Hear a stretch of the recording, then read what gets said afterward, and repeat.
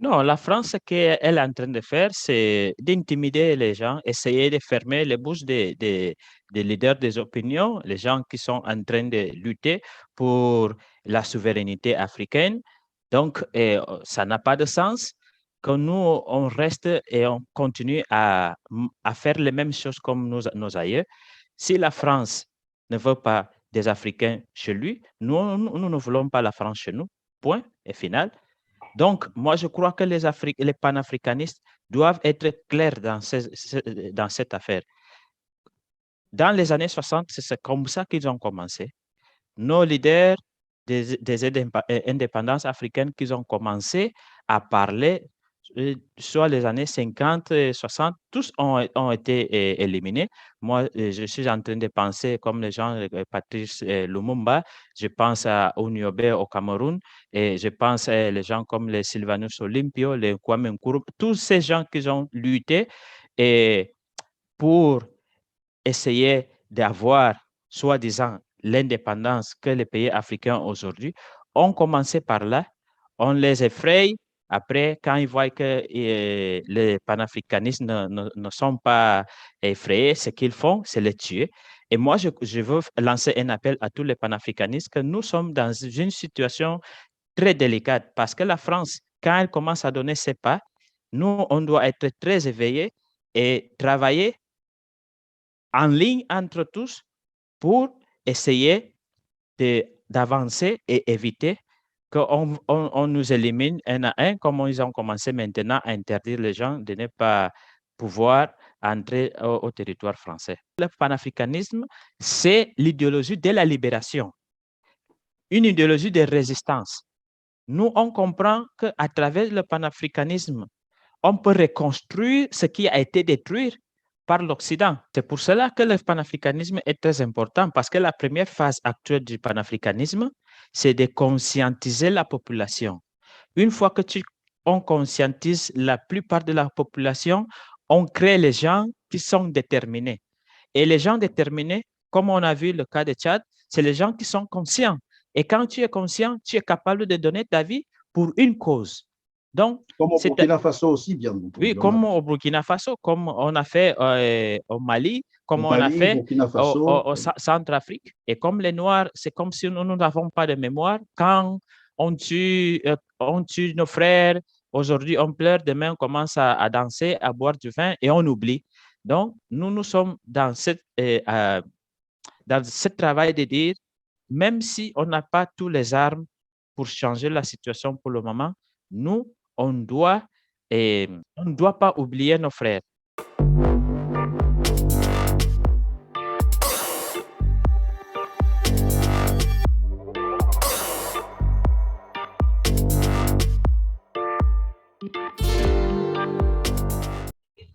Bonjour, bonsoir, mesdames, mesdemoiselles et messieurs, fidèles téléspectateurs. Bienvenue dans ce tout autre numéro de Droit de savoir.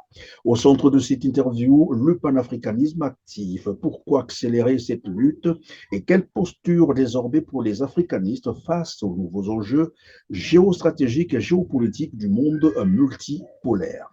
Pour en parler, j'ai le plaisir de recevoir sur ce plateau Monsieur Andrew Angonou. Vous êtes politologue, coordonnateur du mouvement panafricaniste de la Guinée équatoriale et secrétaire général du mouvement panafricaniste en Espagne. Bonjour et merci d'avoir accepté notre invitation. Bonjour, Monsieur Christian, et merci pour votre opportunité de nous laisser parler dans votre espace et je suis là pour répondre à vos questions. Merci. Merci, Monsieur Ndongono. Bienvenue aussi à ceux qui nous ont rejoints pour la première fois sur Télé TV. En tout cas, vous avez fait le bon choix. Pensez donc à vous abonner également pour ne plus rien manquer des programmes Télé TV. Moi, c'est Christian Perrin. Monsieur Ndongono, nous allons commencer par l'actualité africaine avec en toile de fond l'annulation par la France, cette fois-ci, du visa du militant nigérien Michael Zodi. Donc, après l'interdiction d'entrée et de séjour dans le territoire français à Natalium, la France a annulé jeudi dernier, j'espère que vous l'avez appris, le visa de circulation sur son territoire du militant nigérien de la société civile Michael Zodi, coordonnateur de l'ONG Tournons la page du Niger. La France lui reprocherait son activisme contre la présence des bases militaires occidentales, notamment françaises, au Niger. Quel commentaire en faites-vous? Moi, je crois que la France est en train de montrer sa vraie visage. La France qui se dit le pays des Lumières, le pays des droits de l'homme, et cette France qui prend ses militaires et amène les bases militaires en Afrique, cette même France interdit des leaders d'opinion qui ne peuvent pas entrer dans le territoire français. Donc, pour nous, les panafricanistes, on comprend que la France est en train de montrer sa vraie visage. Alors, avant, bien sûr, Michael Zodi, c'est Nathalie Yamb également qui venait d'être interdite de séjour en France. Quelle lecture faites-vous, quelle analyse faites-vous de ce qu'on appellerait finalement, c'est un harcèlement, hein? La France qui s'en prend aux individus, curieusement, un État qui s'en prend aux individus.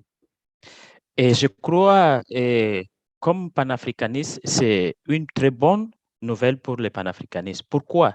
Parce que la France est en train de montrer ses faiblesses. Ça n'a pas de sens qu'une seule personne qui n'a pas d'armée, qu'elle a seulement la parole, qu'elle explique, elle éveille les consciences africaines, elle lutte pour l'unité africaine, elle lutte pour la conscience africaine, elle lutte pour la dignité africaine. Ça n'a pas de sens que tout un État comme la France interdit à Nathalie Yamb de ne pas pouvoir entrer au territoire français. Mais ça, là, ça nous dit que la France comprend que la société civile africaine est très organisée. Et ça veut dire que la France sait qu'elle n'a plus de contrôle sur tous les territoires africains et que les gouvernements de l'Afrique francophone ne sont plus euh, d'être de confiance entre la France et ses gouvernements. Parce que les Africains ont pris leur destin en main. On a vu ça avec le sommet de Montpellier où le président Macron a invité à la jeunesse africaine de parler avec eux des sujets africains. Donc, ça n'a pas de sens. On ne peut pas comprendre que, disons, Assimi Goïta a un sommet avec les jeunes Européens ou des Américains. Ça se passe seulement avec les Africains. Et nous, comme panafricanistes, nous ne sommes pas d'accord avec cette vision de soumission de nos gouvernements envers la France. C'est pour cela que nous, les panafricanistes, on a pris le destin en main et nous sommes en train de lutter pour l'unité africaine. Vous avez dit tout à l'heure une France qui s'en prend aux individus. Vous avez même rappelé que ces activistes africains n'ont pas d'armes, n'ont pas d'armée, n'ont pas de gouvernement, ils n'ont rien, sinon leur smartphone ou leur laptop pour essayer de s'exprimer, de donner leur point de vue sur un certain nombre de questions vitales, bien sûr, de l'Afrique. Mais malheureusement, on constate qu'il y a une persécution de la part de la France. Comment les panafricanistes devraient réagir face à cette persécution? Est-ce se retracter? Je crois qu'il faut la réciprocité. C'est-à-dire, si la France interdit que les panafricanistes ne peuvent pas entrer dans le territoire français, la France doit quitter l'Afrique. Parce que Donc, la pour France, vous, tel que c'est parti, puisque la France ne veut plus des Africains sur le sol français, la France également doit quitter l'Afrique, c'est cela. Et bien sûr, parce que c'est la là qu'on va France, aller finalement. parce que la France a commencé à dire qu'il y a un sentiment anti-français. Il n'y a pas de sentiment anti-français en Afrique. C'est un sentiment de la politique française en Afrique. Et nous, on ne peut pas permettre que la France continue à abuser l'Afrique parce que la France pille l'Afrique et cette France n'a pas droit d'interdire aux citoyens africains de ne pas pouvoir faire leur séjour dans le territoire français. Ça n'a pas de sens. Donc, si la France est en train de prendre ce genre de décision, les Africains aussi, moi j'encourage les panafricanistes que nous, on doit faire la même chose envers les autorités françaises et, disons, les bases françaises qui sont en Afrique, tous doivent quitter de l'Afrique. Les ambassades qui sont en Afrique, qui sont françaises, doivent quitter de l'Afrique Et là, on serait tranquille. J'espère que la France ne va pas vous interdire non plus le séjour en France. Alors, j'étais en train de vous poser la question, quelle attitude devraient adopter les panafricanistes face à ces persécutions de la France? Est-ce qu'il faut céder, se retracter, avoir peur? Non, la France, ce qu'elle est en train de faire, c'est d'intimider les gens, essayer de fermer les bouches des leaders des opinions, les gens qui sont en train de lutter pour la souveraineté africaine. Donc, ça n'a pas de sens que nous, on reste et on continue à faire les mêmes choses comme nos aïeux. Si la France ne veut pas des Africains chez lui, nous ne voulons pas la France chez nous. Point et final. Donc, moi, je crois que les panafricanistes doivent être clairs dans cette affaire. Dans les années 60, c'est comme ça qu'ils ont commencé. Nos leaders des indépendances africaines qui ont commencé à parler, soit les années 50 et 60, tous ont été éliminés.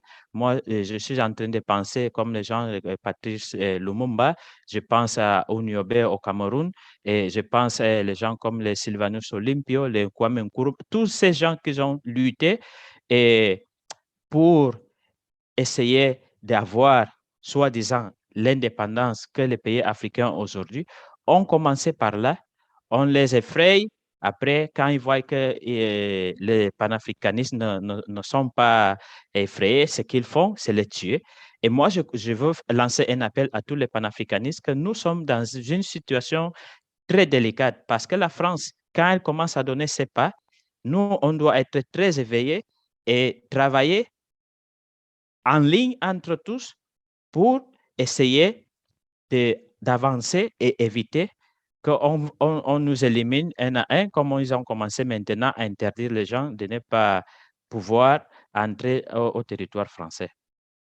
Est-ce que vous avez finalement attendu ces représailles, j'allais dire, la France, pour que vous commenciez à travailler ensemble avec les autres mouvements panafricanistes, ou vous le faisiez avant? Non, on le faisait avant, mais je suis en train de dire il faut ajouter le travail, il faut être prudent et être très éveillé parce que la France, ce qu'elle fait, disons par exemple, tout ce qui s'est passé les années 60, on a vu comment il y a eu les trahisons entre les gens qui se disaient panafricanistes, qui ont trahi la cause, et on a eu les pseudo-indépendances que nous avons aujourd'hui en Afrique. Quand on se rappelle de les deux camps de Monrovia et Casablanca pour la lutte des indépendances africaines, on a vu que le camp de Nkrumah, de Modibo Keïta n'a pas gagné comme le camp des Houphouët-Boigny.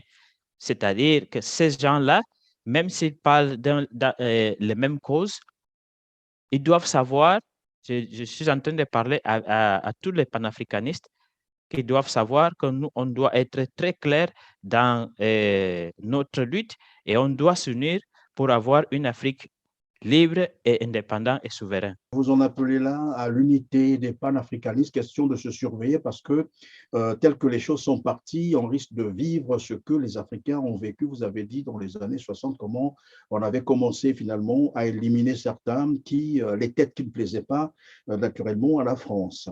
Alors, nous allons donc parler maintenant de ce qui s'est passé au Tchad. Jeudi dernier, le jeudi noir, une manifestation pacifique a été reprimée dans le sang. On parle officiellement de 50 morts. Et très vite, l'ambassadeur français a réagi, s'il faut le dire, sinon a fait une déclaration où la France condamnait ce qui s'est passé au Tchad, mais sans mot dire sur les morts. Et très vite, elle s'est même dédouanée pour dire qu'elle n'a rien à voir avec ce qui se passait au Tchad. Quelle analyse faites-vous de cette réaction de la France? Et puis, on parlera bien entendu aussi de ces massacres. Moi, je crois que pas seulement la France, l'Europe avait envoyé un message à tous les pays africains depuis que la guerre en Ukraine a commencé. Ici en Europe, ils parlent de déstabilité en Afrique. C'est-à-dire, euh, la France sait que le Tchad, c'est un lieu géostratégique très important. Et après la mort d'Idriss Déby, son fils Mahamat Déby a pris le pouvoir. Il a pris le pouvoir illégalement, il est illégitime. Et nous, on comprend que ce que Mahamat Déby a fait avec la population tchadienne, c'est aussi d'envoyer un message à l'Occident, à la France, en lui disant, Nasri n'est pas l'option. Moi, je contrôle le pays et je vous garantis les accords et les accords signés pour continuer avec la même voie. Donc, et moi, je lance un appel aussi à tous les frères tchadiens qui ont perdu la vie, à toute la famille, les familles qui ils ont perdu leurs enfants, leurs frères, que ce n'est plus le moment de rester. Il faut continuer jusqu'à la fin, sinon la lutte sera nulle. Le maudit fils de Déby, Mahamat Déby, il doit comprendre ou soit il laisse le pouvoir, soit il change de camp. Parce que la France ne joue pas avec ses intérêts. L'ambassadeur de la France, quand il est sorti pour parler, il sait ce qu'il dit. Parce que Macron, après la mort d'Idriss Déby, il est allé personnellement Oui, donner, Il est allé oui, adouber le fils Déby. Et Déby. voilà pourquoi je disais, comment analysez-vous cette sortie de l'ambassadeur de France qui vient se justifier, qui dit que la France n'a rien à voir? Non, c'est juste pour un prétexte de dire qu'ils n'ont rien à voir. C'est la même chose qui probablement peut se passer au Niger. Parce que où la France a le contrôle total, et moi, je pourrais dire prise en otage tout un pays à travers d'une personne pour ses intérêts, cette France même a donné le premier pas pour dire qu'elle n'a rien à y voir avec ça. Quand on sait que c'est la France qui est derrière tous ces massacres, parce que la population, ce qu'elle veut, c'est d'être libre, être souverain et avoir ses propres gouvernements. Pas les gens choisir à doigt par la France ou l'élite tchadienne. Alors, Monsieur Ando, nous allons parler maintenant de votre mouvement du panafricanisme. Est-ce que vous n'avez pas là placé les charrues avant les bœufs? Le panafricanisme dans un continent qui se cherche encore, qui présente des faiblesses à tous les niveaux, économiques, politiques, sécuritaires. Est-ce que vous pensez que c'est possible de rassembler un tel continent, des pays d'un tel continent? Moi, je crois que le panafricanisme est la seule voie qui peut sauver l'Afrique. Parce que dans toutes les autres idéologies, socialisme et capital, tout ce qui existe aujourd'hui en Afrique, c'est une copie de l'Occident, disons, et la vision que nos gouvernements ont et la population ainsi en Afrique, c'est une vision hérocentrique, donc une vision de l'Europe, une vision imposée. Et le panafricanisme, c'est une voie qui n'a pas la même vision que les autres visions. Disons, moi, des fois, quand je parle avec mes amis, hier même, on avait une discussion qui me disait, non, et vous, les panafricanistes, vous soutenez les dictateurs. Ça, c'est pas vrai parce que les gens ne savent même pas ce que c'est le panafricanisme. Nous, on comprend que le panafricanisme, c'est l'idéologie de la libération, une idéologie de résistance. Nous, on comprend qu'à travers le panafricanisme, on peut reconstruire ce qui a été détruit par l'Occident. On a détruit les structures, la base des peuples africains pour imposer une autre vision. Donc, pour nous, c'est très important d'avoir une autre vision différente à ce qui existe maintenant. C'est pour cela que le panafricanisme est très important pour nous et on a choisi cette voie de travailler parce que nous, on croit que pour avoir la souveraineté africaine, pour avoir la liberté des pays africains, pour avoir l'unité africaine, c'est à travers le panafricanisme que pour le moment, l'Occident ne contrôle pas. Oui, mais évidemment, Monsieur Ondo, c'est que le panafricanisme, il y a d'abord des préalables. Il faut d'abord que ces pays-là soient libres, soient souverains. Or, nous avons face à nous des pays qui sont encore sous domination, s'il faut le dire. Tout à l'heure, on parlait du Tchad et nous savons qui tire les manettes au niveau du Tchad. Voilà pourquoi je disais, mais est-ce que vous n'avez pas placé la charrue avant les bœufs? Parce qu'il faut d'abord que ces peuples se libèrent pour se prononcer finalement pour l'unité africaine. C'est pour cela que le panafricanisme est très important, parce que la première phase actuelle du panafricanisme, c'est de conscientiser la population. Une fois qu'on conscientise la plupart de la population, on crée les gens qui sont déterminés. Et les gens déterminés, comme on a vu le cas de Tchad, c'est les gens qui sont conscients. Et quand tu es conscient, tu es capable de donner ta vie pour une cause. Donc, comme au Burkina Faso aussi, bien oui, entendu. comme au Burkina Faso, comme on a fait au Mali, comme Au on a Mali, fait Burkina Faso, au Centrafrique. On peut citer les pays, mais ça, c'est une première phase parce que nous, on n'a pas de choix. Soit on prend le panafricanisme pour changer la situation de l'Afrique, soit on n'a pas d'autre solution. Et pour nous, c'est très important. Et c'est pour cela que nous, on croit que la première phase actuelle du panafricanisme, c'est ça, de conscientiser la population. Et après ça, la propre population va lutter pour avoir les ressources qui les permettent d'être autonomes, les ressources qui les permettent d'être souverains et libres. Alors, puisque vous êtes coordonnateur du mouvement panafricaniste de la Guinée équatoriale, mais aussi secrétaire général du mouvement panafricaniste en Espagne. Alors, comment est-ce que vous vous y prenez, par exemple? Quelles sont vos relations avec, par exemple, le gouvernement espagnol? Est-ce qu'on vous laisse la liberté de mouvement, d'agir, de vous rassembler? Est-ce qu'on vous laisse la paix dans ce sens? Parce que ce sont là, évidemment, puisqu'ils font partie de ce que j'allais appeler, moi, vos adversaires, finalement, qui ne voudront pas voir l'Afrique. Tout à fait, tout à fait, tout à fait, parce que ici en Espagne, l'Espagne est un peu bizarre par rapport à d'autres pays, et disons européens que je connais, mais ici en Espagne, la loi te permet de pouvoir t'organiser, faire ce que tu veux, mais nous ne sommes pas naïfs, on sait ce qui se passe. Quand tu arrives à commencer à aller déranger ses intérêts, c'est par là qu'ils commencent à te nuire. Et Oui, mais là, vous les disons, dérangez déjà, vous dérangez non, déjà. pour le moment, nous, quand on a créé le panafricanisme au niveau de l'Espagne, on avait trouvé qu'il y a une vide au niveau de l'Espagne. Il y a plusieurs associations qui sont en train de lutter, d'autres luttent pour le racisme, d'autres luttent pour les afro-descendants. Toutes ces choses-là sont bien et on les respecte. Mais il y a une vide, une idéologie concrète. Les gens ne sont pas clairs. Les gens ne savent pas ce qu'ils veulent. Ils sont en train de lutter avec les armes de leurs oppresseurs, c'est-à-dire les armes que le propre gouvernement ou le système les donne. Et ils sont contrôlés par ça.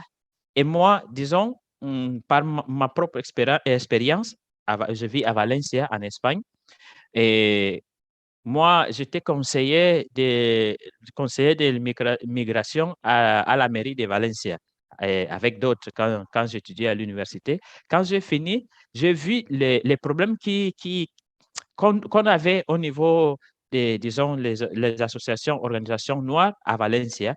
Et moi, j'ai rassemblé à toutes les associations au niveau de Valencia et les dire, nous avons ces problèmes et on ne peut pas continuer à faire les mêmes choses parce qu'on nous traite différents. Et nous, on doit aussi avoir le pouvoir dans cette ville. J'ai créé la fédération de toutes ces associations et on était nombreux, on a commencé à avoir du pouvoir. Qu'est-ce que le système a fait? Les propres Noirs, frères africains, dans une réunion qu'ils ont convoquée, ils m'ont dit, face à tout le monde, la mairie veut ta tête. Parce que toi, tu as les idées qui sont contre le système. Je vous parle de moi-même. Et il n'y avait aucune loi qui prévoyait que je ne dois pas continuer à être vice-président de la propre fédération comme moi j'avais créée. Donc, ici en Espagne, ils font les choses pas comme dans les autres endroits.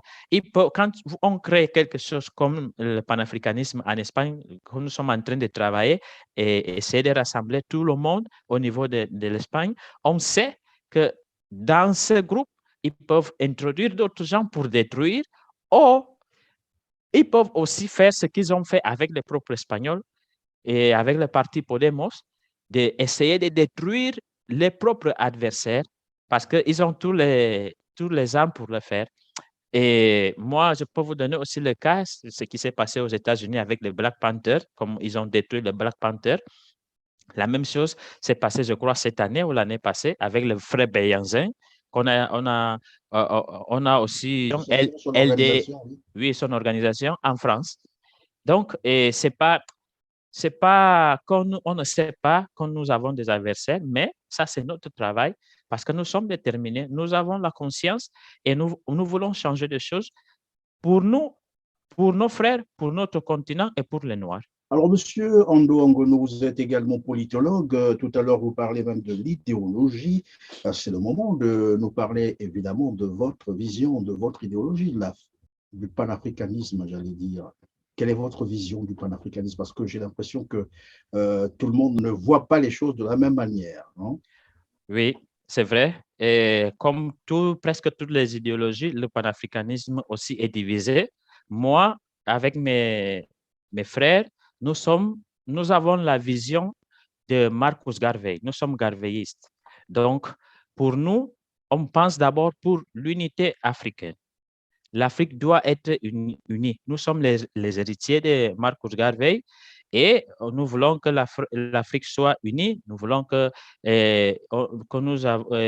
l'Afrique soit souveraine, que l'Afrique ait sa propre monnaie, que nous avons notre, comment le dire, spiritualité et pas seulement prendre tout ce qui existe hors de la réalité africaine. Et, et nous, on a pris cette décision parce que en étudiant l'histoire, on sait que les années 20 du siècle passé, quand Marcus Garvey a essayé d'abord de créer l'unité africaine, et ils ont travaillé pour le détruire. 30 ans après avoir divisé les pays africains, disons, avec les traités de Berlin, en 1884-85. Et Marcus Garvey, il a compris la situation et il a essayé de rassembler tous les Africains pour maintenir l'unité africaine. On l'a détruit. Et nous sommes en train de voir les mêmes signes qui sont en train de se passer parce que la situation actuelle, c'est balkaniser l'Afrique.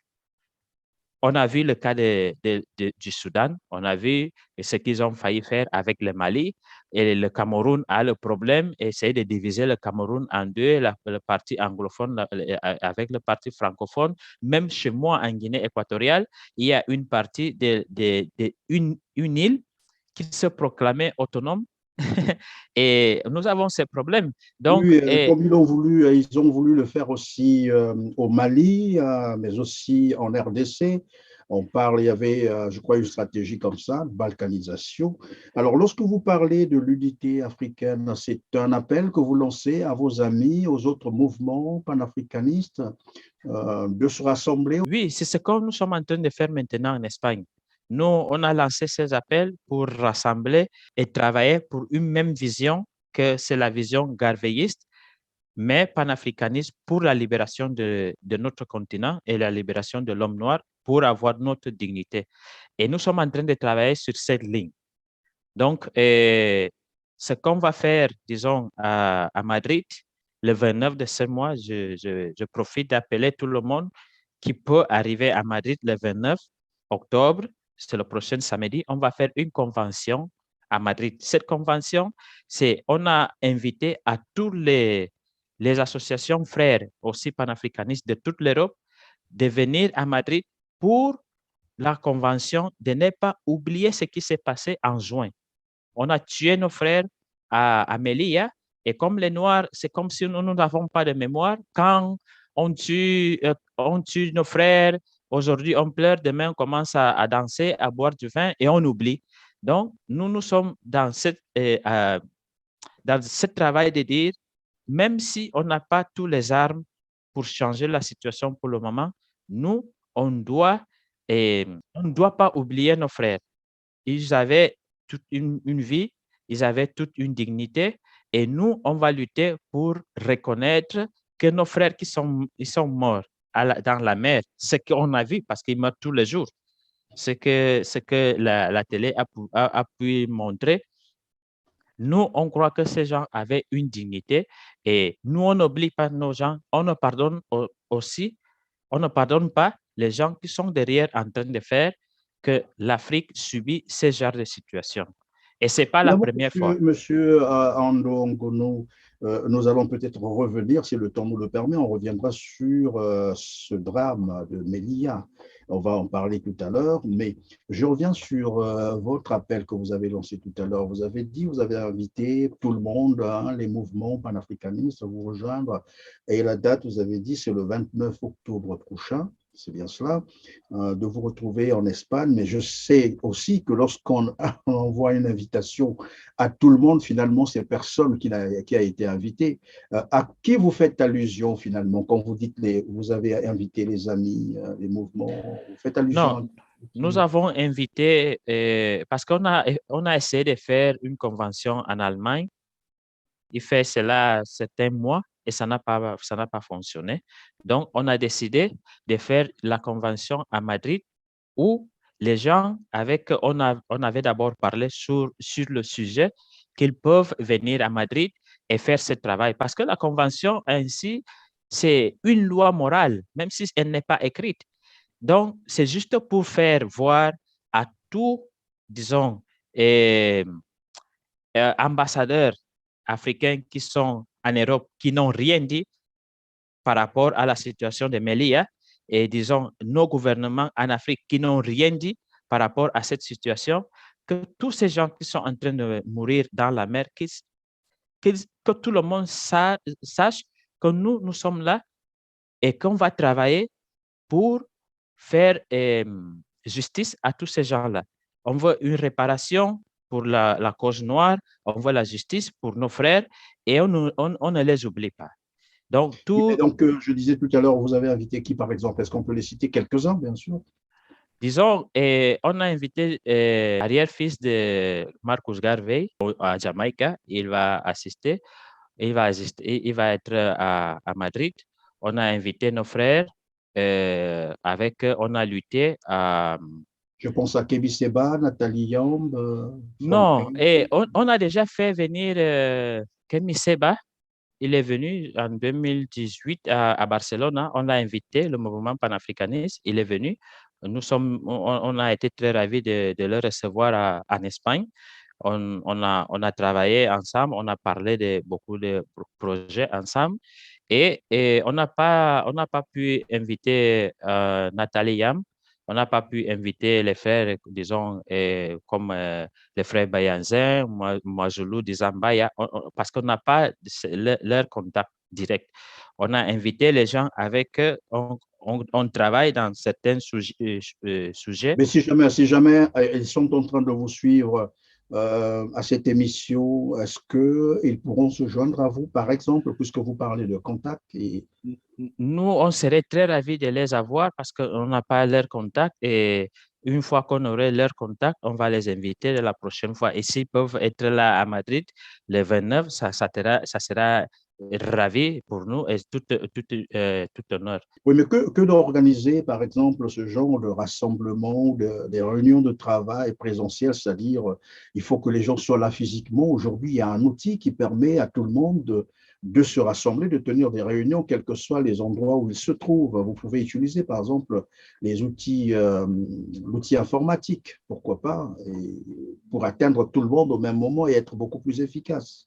C'est vrai, mais on a pris cette décision parce qu'on voulait montrer un rapport aussi de force au gouvernement espagnol. Faire ça au niveau les réseaux En sociaux, ligne, par exemple, en oui. ligne, c'est bien. Mais si nous sommes là, parce qu'après, on va faire une manifestation et on va parler, on va aussi travailler en groupe. C'est pas seulement que les gens vont venir et être là. Non, les gens qui vont venir, il y a un programme. Je ne sais pas si vous avez ce programme. Dans le programme, il y aura un moment de travaux. On va analyser le sujet de Melia. On va aussi introduire certains sujets qui sont très importants que nous croyons qu'on doit travailler comme panafricanistes et avoir les solutions, proposer les solutions. Alors, nous savons que désormais, hein, et tout à l'heure, d'ailleurs, d'entrée de jeu, on a parlé des persécutions que l'on contre, bien sûr, des panafricanistes, que vous êtes des activistes de droits de l'homme, la société civile, et on regrettait d'ailleurs parce que ces activistes n'ont pas d'armes, ne sont pas des terroristes. Ils n'ont pas d'armée, ils n'ont pas de gouvernement, mais voilà qu'un État commence à s'en prendre aux individus. Mais là, vous êtes en train de mener une lutte qui, on le sait très bien, face à vous, il y a des puissances européennes, pourquoi pas américaines.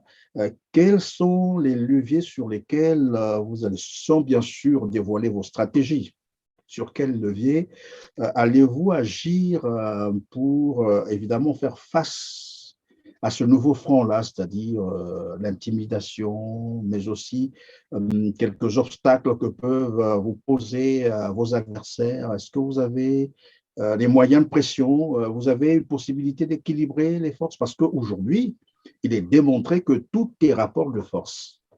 C'est vrai, et nous y sommes conscients, mais nous sommes les Africains, c'est-à-dire nous sommes conscients de la situation. Comme je vous ai d'abord parlé de l'idéologie panafricaniste, c'est de la libération et de la résistance.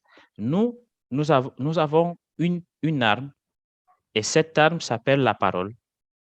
Nous avons la parole parce que nous, comme Africains, on sait que la relation entre des personnes, c'est la relation d'harmonie. Nous, on parle pour conscientiser la population. Et ça, c'est ça qui fait peur à la plupart disons, des puissances Vos mondiales, adversaires, s'il faut les appeler à comme ça. nos adversaires. Ils savent que nous, on n'a pas d'armes, on n'a pas disons, des bombes atomiques. Moi, je dis ça souvent à mes collègues blancs avec qui je travaille tout le temps. Je les dis, quand on regarde en Occident, disons, premièrement en Europe, nous avons l'Angleterre, la France, on peut aussi mettre la Russie qu'elle est là entre les deux côtés, mais pas maintenant, qu'ils ont les bombes atomiques. Ils sont forts au niveau économique. On regarde en Amérique, on voit les États-Unis, le Canada, parfois même le Brésil, le Mexique. On regarde en Asie, on peut voir la Chine, on voit la Corée, l'Israël. Tous ces gens-là ont des bombes atomiques, ils sont forts, mais nous, en Afrique, on n'a pas ça. La seule chose que nous avons pour lutter, c'est la parole, et la parole est plus forte que les armes. Et les idées sont plus importantes que les personnes. Donc, nous, on croit, en conscientisant la population, ces populations deviennent déterminantes et à travers de ces populations, on peut reconstruire notre continent. Donc, nous, on n'a pas besoin de faire ou d'agir comme eux parce qu'eux, ils attendent, ils comprennent, disons, l'ethnie européenne comprend les rapports de force. Soit toi, tu te soumets, soit, disons, tu es au-dessus de lui. Nous, on ne comprend pas ça. Nous, c'est pour cela qu'on parle souvent de Ubuntu. Ubuntu, c'est je suis parce que vous êtes. Nous sommes une équipe et on vit en communauté. C'est pour cela que nous, on comprend que pour changer notre situation envers nos adversaires, nous, on va travailler avec la parole. Ils ont les armes, vous avez dit, ils ont les bombes, ils ont des gouvernements, ils ont tout le système. Vous n'avez que votre parole pour conscientiser la jeunesse africaine pour arriver probablement à atteindre vos objectifs. Alors, quelles sont donc les échéances que vous vous êtes fixées pour, j'allais dire, atteindre vos objectifs?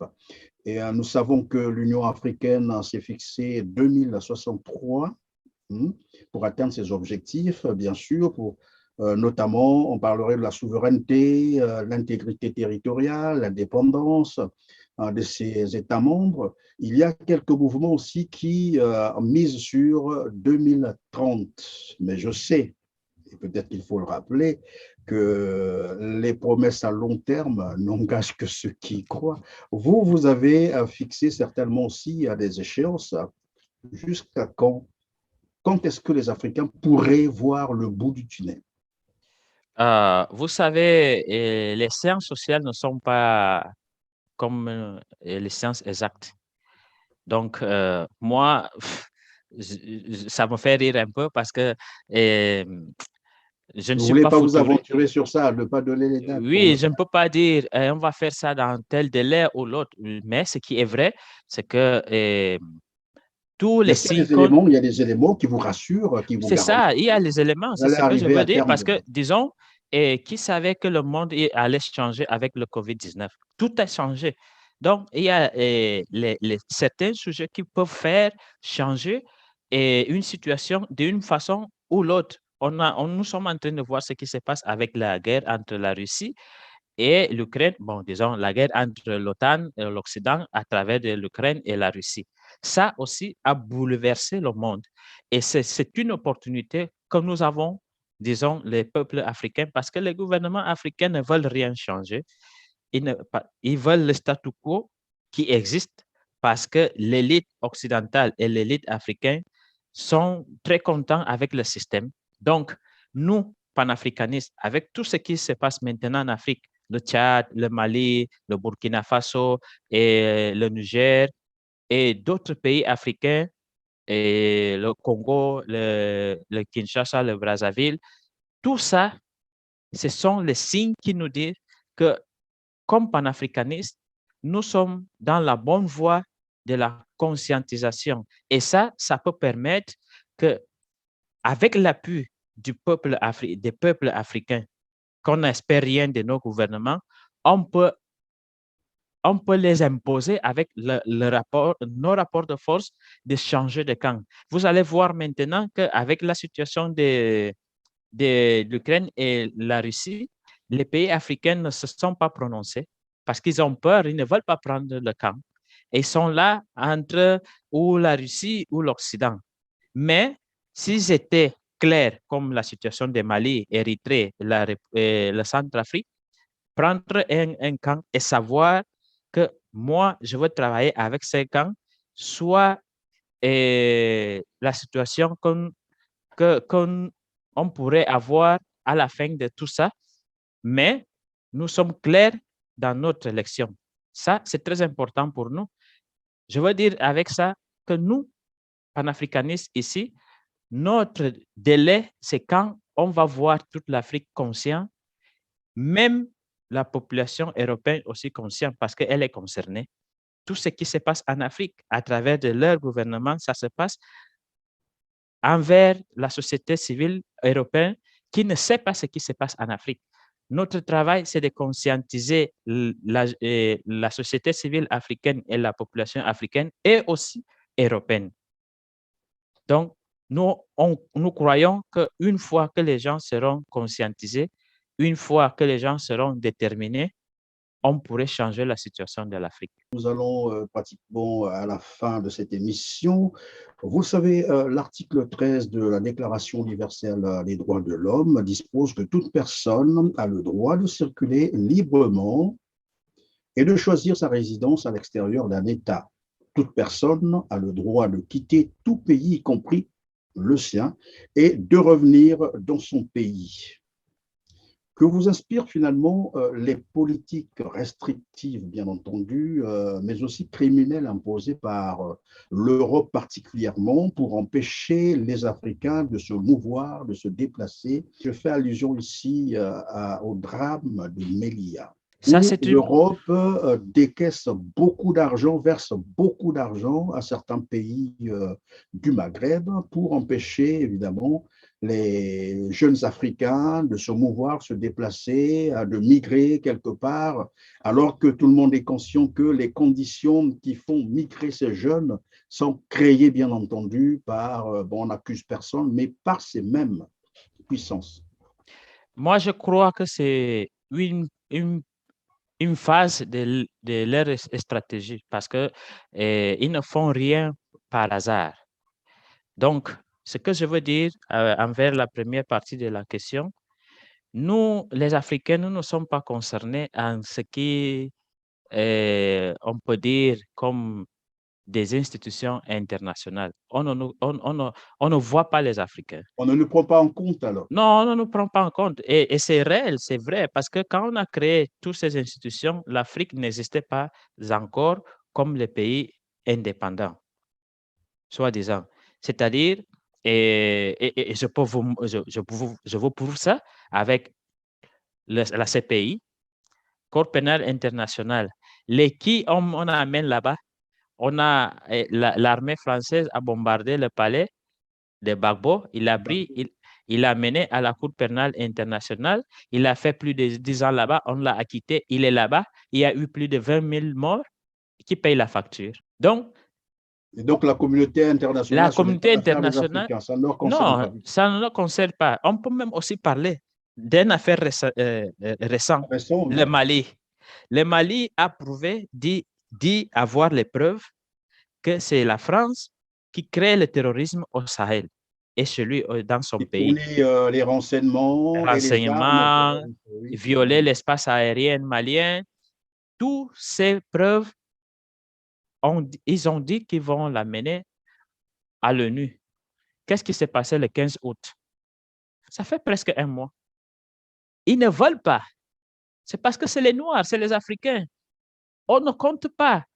Ils sont là, ils s'en foutent. Et ce n'est pas le hasard, parce que les accords coloniaux, quand vous lisez les 28 accords coloniaux, ils le disent clairement. L'Afrique n'est pas souveraine.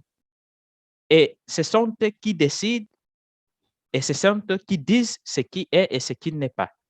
Donc, votre question est très importante et nous, on le comprend. On veut que la jeunesse africaine, on veut que la population ainsi que le monde sache que la communauté internationale ne compte pas avec les Africains et ils font de nous ce qu'ils vont. Et c'est ce qui fait qu'elle soit là sans rien dire sur tous ces drames, les jeunes qui se noient dans la Méditerranée, des Mais gens qui sont tués pour eux, comme c'est du bien parce bétail. que, oui, c'est dur ce que je suis en train de dire, mais c'est la réalité. Ils ont tué Gaddafi pour déstabiliser le Sahel Le Sahel, oui. et permettre que l'immigration arrive. Et en plus, ça, c'est une façon d'avoir les nouveaux esclaves du XXe siècle. C'est-à-dire que nos frères qui quittent de leur pays, ils font un tour dans tout le Sahel, arrivent au Maroc, ils risquent leur vie dans la mer parce que la Méditerranée est devenue un tombeau des Africains où ils meurent. Il y a un frère il a donné une conférence qui s'appelle Sani Ladan du Cameroun. Il a dit quelque chose qui est très important, que si c'était les Blancs qui mouraient à la Méditerranée, le monde allait trembler. Et c'est vrai, parce que la vie des Noirs ne compte pas ce qu'on dit Black Lives Matter. La vie des Noirs ne compte pas. Essayez de voir ce qui s'est passé avec le Covid. Ce sont les Blancs qui étaient en train de mourir. Dans un an, il y a eu des solutions. Combien de maladies nous avons en Afrique et que les gens sont en train de mourir chaque année, il n'y a pas de solution. Ils savent ce qu'ils font. Ici, quand on regarde la démographie occidentale, il y a plus de vieux, moins de jeunes, la natalité est bas et ils veulent les gens qui doivent être leurs esclaves parce que je connais les jeunes ici, j'ai essayé de travailler sur beaucoup de sujets avec les avocats ici, de dénoncer les situations, d'avoir les jeunes africains qui travaillent dans les champs ici. C'est le matin jusqu'à la nuit. Et on les paye une misère. Qui peut faire ça? Les gens ici ne peuvent pas le faire. Donc, il faut les gens qui vont mourir là-bas croire que ça, ici, en Europe, ça, c'est le paradis. Arriver ici à rester dans l'enfer et en plus être esclave. Donc, ils ne font pas les choses par hasard. Ils savent ce qu'ils font. S'ils croyaient que les Africains étaient les êtres humains comme d'autres êtres humains, ils n'allaient pas le faire. Ils continuent à nous voir comme les objets. Ça fait très, très, très mal. Monsieur Ando Angono, cela veut dire que face à ces injustices, ces discriminations, ce deux poids, deux mesures, le panafricanisme s'impose. Mais qu'est-ce que la jeunesse africaine peut retenir de tout cela? Quelle attitude devrait-elle avoir face à tous ces mots qu'on vient de décrire? Et l'attitude que nous devrons avoir comme jeunes africains, comme les héritiers de notre destin, c'est faire ce qui est en train de se passer en Afrique. Et moi, j'insiste dans la conscientisation parce que moi, je préfère mourir comme un vaillant luttant chez moi, comme ils sont en train de le faire, disons, au Tchad, pour avoir la liberté de leur pays, et ce qu'ils ont fait aussi au Mali. Parce que si nous, on ne le fait pas, on ne pourra jamais changer l'Afrique. Nous, quand on est venu ici, moi, je suis venu pour étudier. Et après, je suis en train de faire ce qui me plaît, ce que j'ai étudié, et j'essaye de changer la vision après avoir eu une façon de penser. Je dis non, non, je dois lutter pour les miens. Parce que tout ce qu'on t'apprend, c'est juste pour avoir une vision d'ici. Et on a quand même des bases pour faire ça.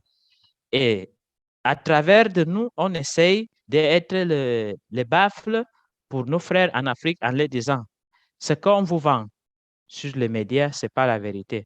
Nous, pour changer notre continent, c'est vrai qu'il faut les gens comme vous, avec le travail que vous êtes en train de faire, en train de nous offrir votre espace, les gens comme nous, les gens comme les Nathalie Yam, les gens comme le Kemi Seba, les gens comme les Moizoulou, et les gens comme les Bandakani, tous les gens au niveau de l'Afrique et au niveau de la diaspora, nous devons travailler pour changer cette situation.